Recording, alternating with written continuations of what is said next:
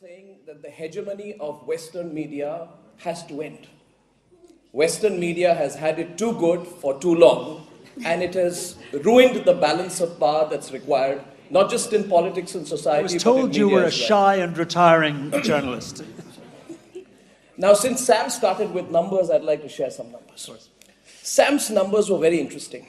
If you look at his numbers, he says that in India, 91% of Indians follow cross-border news. So Indians are most interested about the world. The least interested in the world are the Americans and the British. Only 44 to 46% of people follow cross-border news. But US and UK together contribute 74% of the source of global news, whereas all of Asia contributes 3%.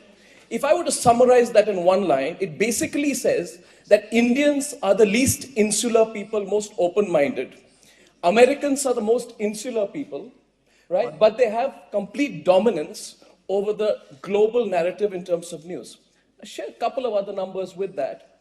I have said recently that India will be the next media capital of the world. And I want to share with this audience why I think so. We have 99,000 publications in India. We have 13,761 registered newspapers in India. We have 404 news channels in India which run 24/7, and we don't have one single global news network.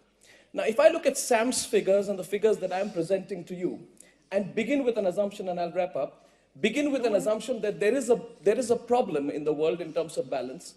It is from countries like India, which speak English, which are democracies, where the challenge to the global news hegemony is about to come. And I just think it's so necessary from a balancing of power perspective. The Americans are very concerned about the entry of Russia into the Middle East.